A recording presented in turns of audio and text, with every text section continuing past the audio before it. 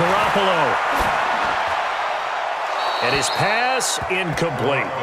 NFL quarterbacks work so hard on their mechanics, and they do so much repetition and practice, off-season, the whole deal.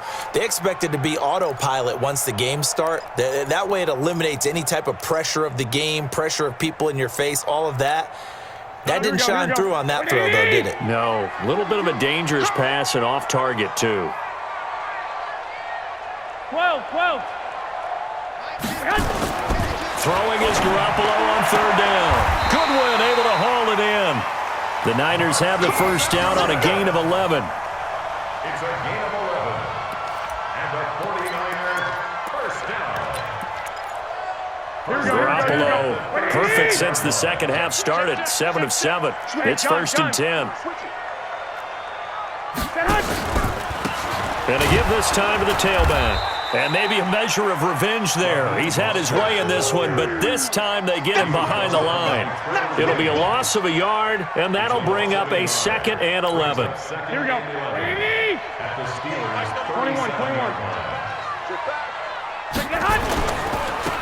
Now they try the right side here. Dropped at the 35. Able to display his agility, but not much room to operate. After getting stuffed on first down, not much better there. 2-yard gain. Brings up 3rd and 9. The Niners on third down. They've hit 4 of 7. This is 3rd and 9. Move. Hey, 4 down. 21. 52. Watch 50. Hey, Zoo. Hey, tight. A shotgun snap for Garoppolo. And that will be incomplete. You hear the calls for a penalty, but I just don't think so. I think in this situation, the defender was making sure his guy couldn't hold on to the football. So I don't see anything that warranted a flag. No, I'm with you. There was contact, but I'm happy they kept that flag in the back pocket. So a big kick coming for Robbie Gould. This to break our fourth quarter tie.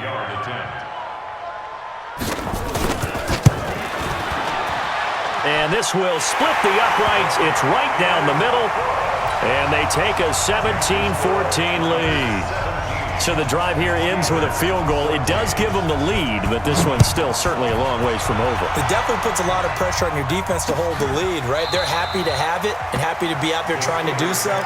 But I know as a former player, in the back of their mind, they're thinking, why don't you score the touchdown and seal this thing? The Steeler offense here about ready for their next drive. And last time, 1-play interception. So this offense, they should be fresh. That's a good way of putting it. And I can't wait to see what they decide to do with play calling. Because a 1-play drive where you throw an interception, a lot of people think the very next time out, run the football, don't give them a chance. Maybe play action? I think maybe you go play action, show your quarterback, get a little confidence in him, and let him fling another one. Again, it's Connor. It's a gain of 6, moves him to a manageable 3rd and 2 situation. Despite the blitz, they're still able to pick up a nice, solid gain. The disadvantage of blitzing often alters the normal spacing and run fits and leaves creases like they were able to exploit right there. On 3rd down, it's Connor, and they'll get it up just short of the 45 at the 44. A Steeler first down on the pickup of 11 yards. So signs of life in what's been a dormant offense in this second half. Here's 1st and 10. This is Connor running right. And he'll only get a yard, maybe 2, up to the 46. Well, he's looking for some running room, and there wasn't a whole lot of it there on that play. I think he was lucky to get a couple of yards out of it. Because those defenders, they were rallying to the football pretty quickly. On 2nd down now, it's Connor. And taking it across midfield and inside the 45. It's a Pittsburgh first down, a gain of 13. They don't need to run another play here before the 2-minute warning. Let's see if they do it anyway. On 1st down, Connor, and some room to run now. And he's going to get this inside the 30. It's a Pittsburgh first down, a gain of 13. 3 points separating these two sides with 2 minutes left to go in the 4th.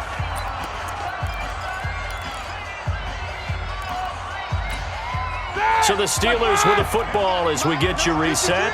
They come up on a 1st and 10, desperately needing a score here on what could be their final drive. They'll run on 1st down. It's Connor. 5 yards on the carry. Good pickup on 1st down. I like the call there because that was one to take time off the clock and get them closer to getting out of here with a W. In the mind of the play caller, all you want to hear is tick, tick, tick. On 2nd down, it's Connor, and he'll be brought down inside the 20 at the 19.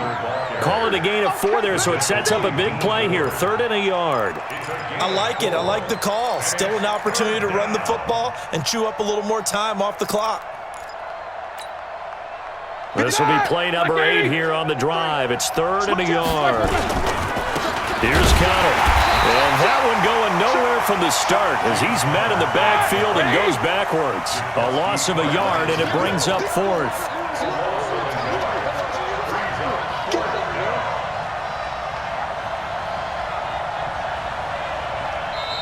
Now the Steelers use the first of their 3 timeouts as they get the stoppage with a little over 50 seconds left to go in the game. So on 4th down, out trots the kicker in a big spot here. This to tie things up in the final minute. And Boswell's kick is good. And that will tie this game here in the final minute of play. So a big kick to get this back to even. Yet now the worry is, did you leave too much time on the clock? Because another field goal the other way, that does you in. You're exactly right. You didn't get into overtime yet. So now as a defense, you've got to think to yourself, you can't play prevent defense and just give up big chunks of yardage in front of you, but you also can't let anyone behind you. So you sit right on the line between the two, play the best defense you can, and not make it easy for them to move the ball downfield. Good starting field position for them here as they come up 1st and 10 at the 40. We don't want this.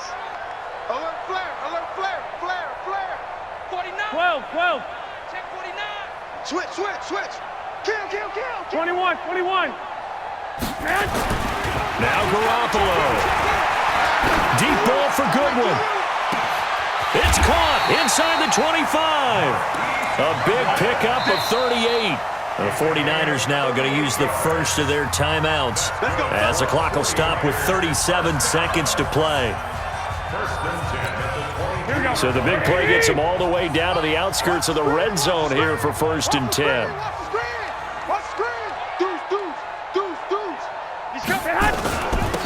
And he'll give it here to his running back. And he'll take it down here just shy of the 15 at the 16-yard line. The Steelers signal for the 2nd of their timeouts as the clock will stop with 33 seconds remaining. At the Steelers' 16-yard line. After the pickup of 5, here's 2nd and 5. Block. Now a handoff looking right. And maybe a measure of revenge there. He's had his way in this one, but this time they get him behind the line. A loss of 1. It's now 3rd down and 6.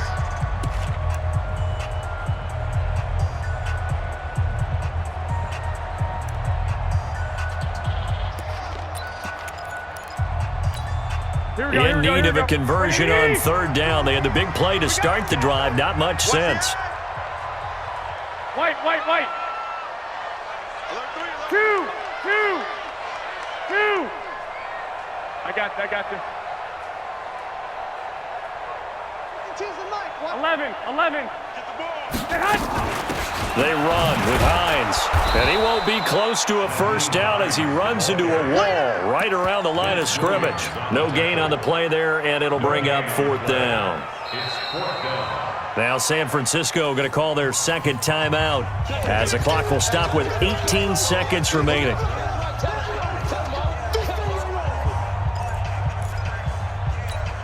So here we go. Maybe the biggest kick of the game forthcoming. This to almost certainly win the football game.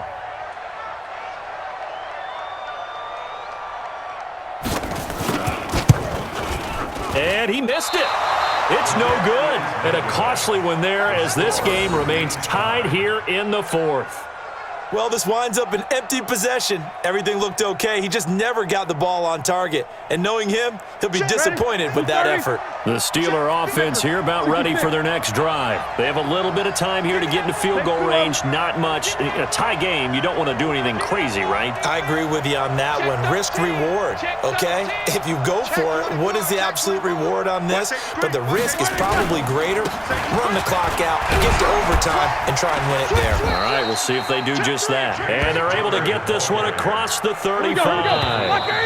Line of scrimmage, the 37 on 1st and 10. It's a little teaching moment here. Overtime rules. Remind us how this goes, partner. Okay, so in the past, we had sudden death. First team to score wins, but no longer. Now, if the team receives the ball, scores a touchdown, they win the game. If they kick a field goal, though, or don't score, the other team gets a possession. And after both teams get a possession, then we're into sudden death. First team to score wins the game.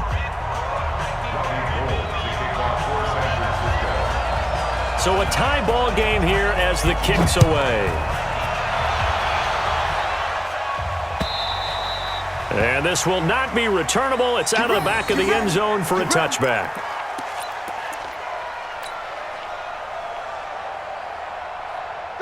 The Steeler offense here about ready for their next drive. They're set for their first drive here in overtime. And this is where the crowd can really become a factor. They've had to battle it all day, but I know what you're saying. In overtime, that gets doubled, doesn't it? At least, because now the crowd really wants to be involved and help their team, and that first drive can dictate the whole thing because they know if this team takes it downfield and scores a touchdown, it's game over. It's been loud in here so far. Again, a run with Connor. Oh, he's got a little daylight. And he is finally out of bounds, but not before taking it down inside the 30. A huge play there in overtime. 41 yards on the ground. So now then, the big play has him all the way inside the 30 now, 1st and 10.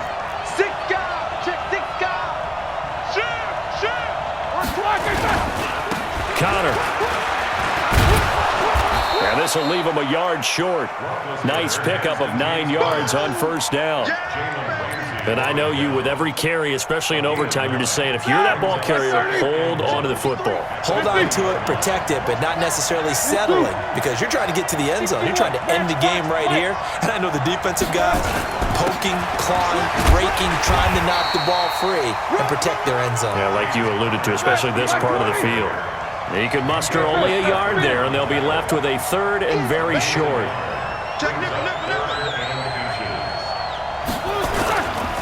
On 3rd down, Connor.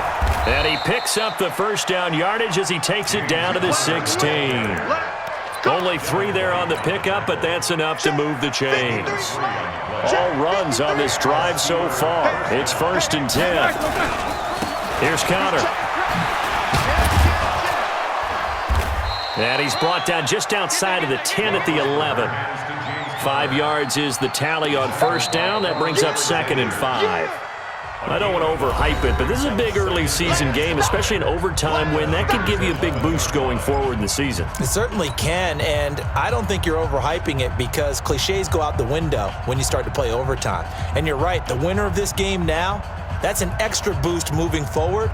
And it actually is an extra hurt for the team that loses because normally you shake it off. But in this situation, it lingers a little bit longer.